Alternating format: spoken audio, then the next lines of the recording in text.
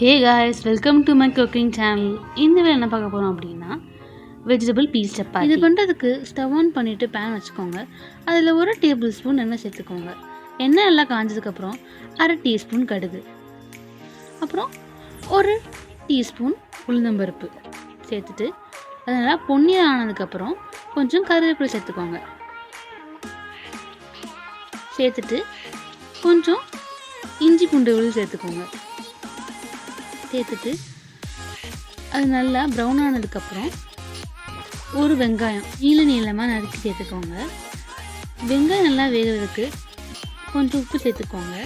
சேர்த்துட்டு அது நல்லா வதங்கினதுக்கப்புறம் 1 தக்காளி இந்த மாதிரி நறுக்கி சேர்த்துக்கோங்க. சேர்த்துட்டு நல்லா இன்னொரு நல்லா வதங்கினதுக்கப்புறம் 1 கேரட்டை இந்த மாதிரி ஸ்லைஸாக நறுக்கி சேர்த்துக்கோங்க. சேர்த்துட்டு இதில் 1 கேப்சிகம் ஸ்லைஸ்லாம் சேர்த்துக்கோங்க.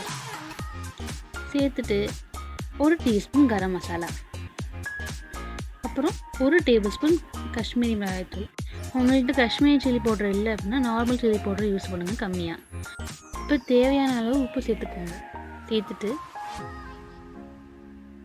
நல்லா கலந்து விட்டுக்கோங்க.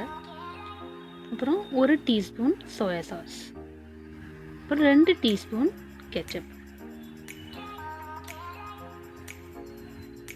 சேர்த்துட்டு நல்லா கலந்து விட்டுக்கோங்க. இந்த வெஜிடபிள் இன்னும் நல்லா வேகிறதுக்காக 1/2 கப் தண்ணி சேர்த்துக்கோங்க.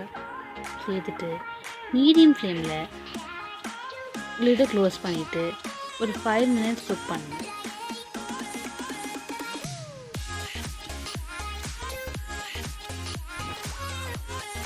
இப்போ லிட்டை ஓப்பன் பண்ணிவிட்டு தண்ணி நல்லா வற்றினதுக்கப்புறம் ஒரு 4லேருந்து 5 சப்பாத்தியை இந்த மாதிரி சின்ன சின்ன பீஸாக கட் பண்ணி சேர்த்துக்கோங்க.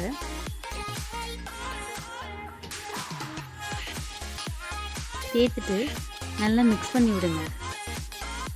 இந்த மசாலா சப்பாத்தி நல்லா மிக்ஸ் ஆகி வரணும்.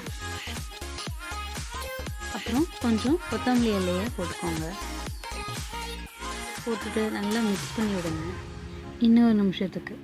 அவ்வளோதான், நம்மளோட டேஸ்டியான வெஜிடபிள் பீஸ் சப்பாத்தி ரெடி. இது வந்து ஈஸியாக லெஃப்ட் ஓவர் சப்பாத்தி வச்சு ஈஸியாக பண்ணிடலாம். இந்த வீடியோ பிடிச்சிருந்துச்சு அப்படின்னா இந்த சேனலை லைக், ஷேர், சப்ஸ்கிரைப் பண்ணுங்கள். தேங்க்யூ.